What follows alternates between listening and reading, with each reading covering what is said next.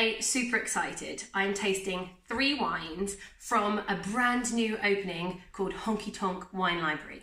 My friend Fitz has just opened up this sexy little place, wine lounge, wine parlour, all about drinking wine in a non-pretentious way with the most stunning settings of Sutton Harbour in Plymouth. Go there. I'm going to go there next week, but in the meantime, I'm going to try 3 of his lovely wines, which I have found are by the glass. So thank you, Fitz. Let's do a little tasting of these and work our way through. So today, he sent me a Bourgogne. Very nicely, a lot of the labels are becoming a bit more approachable and easier to understand. This says Pinot Noir on it. If you get any wines from Burgundy, aka Bourgogne, you know it's going to be if it's red, Pinot Noir, and if it's white, Chardonnay. So this helps us out anyway. You don't even have to use your brain. Anyone that knows me knows that I'm generally a bigger fan of New World Pinot because I like the bigger, richer flavours. But this is a great price, bottle at £15. So let's see, I've never tasted this. This is by Nuiton Beaunoy. It's a 2015. I probably pronounced that wrong, so who knows. This I know is a group of winemakers, everyone like a cooperative, bringing their grapes together. That doesn't necessarily mean it's a bad thing. You get lots of cooperatives with really great standards on their grapes. So let's have a try. So New World being more juicy, Burgundy being in the Old World, you often get lighter, lighter wines and a bit more savoury. So this has nice red fruits on it. It's not too concentrated and intense on the nose. It's quite pretty. A little bit perfumed. It even has like a hint of that sweet marzipan-y touch, a little spice there. But as a general rule, lots of red cherries, red currants, strawberries.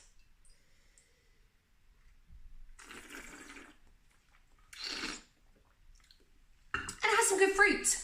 It's not massive.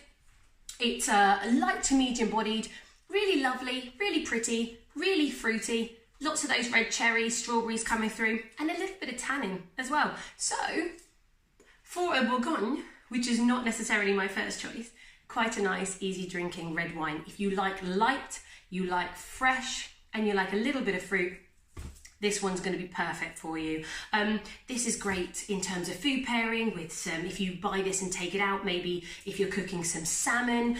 Pinot Noir is great with it has that often savoury vegetal notes in the wine. So aubergine, eggplant, tomato, mushrooms, any of these kind of things in your dish will be perfect. And if you're eating it in Honky Tonk, they have some obviously great cheese platters. If there is any nuttier cheeses, Comté or Gouda, that would be great. So ask inside if you're drinking what cheeses they have. Let's go on to the next one. If you're asking why I'm doing white now instead after the red, you don't always have to do white and red. White wine has a lot of acidity and actually can really refresh your palate after having a red wine. So it doesn't always have to be that way. Notice I'm using different glasses. This glass here is a fantastic Burgundy glass. It's about swirling it around and getting great fruit flavours. So do pay attention to your wine glasses. So this one, Garzon Albarino. I used to sell this by the glass when I was a sommelier. I love Garzon. It is from Uruguay. Yes, that's right. Uruguay are making fantastic wines. So it's not just about Chile and Argentina and South America anymore. Alberto Antonini, he is a famous enologist in Italy. He consults on this winery, and when I say consult, pretty much runs it. And it's all about perfect slopes, the perfect soils, and you get fantastic flavours. Albarino is a great variety that is famous in Spain, in a region in Galicia, the northwest of Spain, in a place called Rías Baixas. Great influence of the Atlantic coast, really, really fresh. And this basically mimics that. They're not trying to be the same thing, but it's the perfect terroir and climate in Uruguay to get beautiful, fresh flavours. So I already have an idea what I'm getting here because I used to sell a lot of this. And it's beautiful, it's so zesty. What I actually prefer about this Albarino to a lot of the Albarinos in Spain is actually much more concentration, more flavour, more zestiness, and it's generally cheaper. Yay! So great value for money. This is really that beautiful perfumed pear, really, really fresh, and loads of freshly squeezed lime, It's delicious.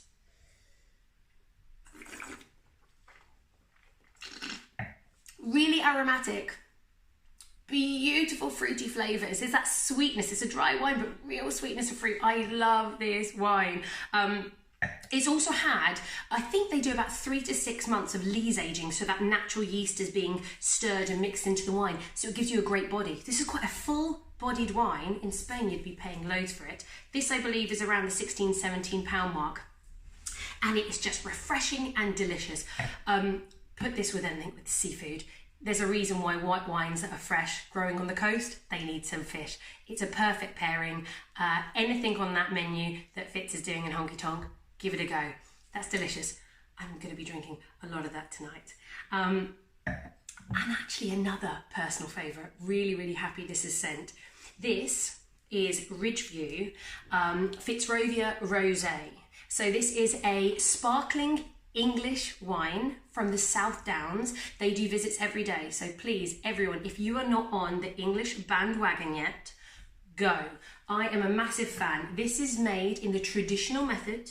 It is made exactly the same way as Champagne, with the 3 major grapes that they use in Champagne: Chardonnay, Pinot Noir, and Pinot Meunier.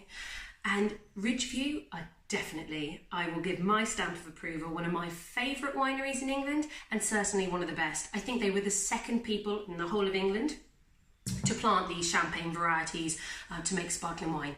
Family owned, really quite small business. I think the last time I checked there was about 20 employees. That was about 2 years ago, so maybe a few more. All about attention to detail. So rosé, obviously, it's a beautiful salmon colour. That is lovely. Look at that. I'm going to, in fact, it's going to be tough tonight.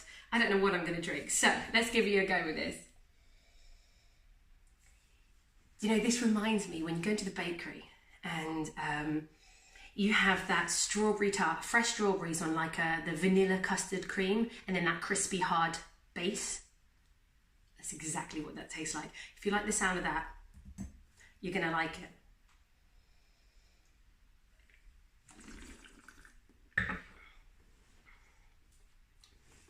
What can I say? It's delicious. Lovely freshness, beautiful kind of bubbles, got lovely refreshing acidity, and all that just beautiful strawberries, maybe even some red currants, lovely raspberries. It's got a lovely mouthfeel. It's soft, it's juicy, it's incredible, and such good value. Go down to Honky Tonk, and these are all by the glass. You don't even have to buy a bottle, so you can do just what I just did, all in one session, which is great with fantastic conversation. What would I have with this? By the way, sparkling rosé, perfect with sushi, perfect with maybe some smoked salmon, and also, gosh, like for like, strawberry flavours, anything with just maybe some fresh strawberries. A strawberry carpaccio would be amazing. Then again, I would happily have this with some charcuterie. The lovely acidity, as I say, with anything sparkling, it goes with most things. So really excited. I'm hoping I'll do a follow-up episode when I go down to the store next week, and I can hopefully taste a few more wines. But right now, Fitz, you've made some good choices. Very excited. I'm going to crack on and drink the rest of these. And everyone else, enjoy your experience in Honky Tonk.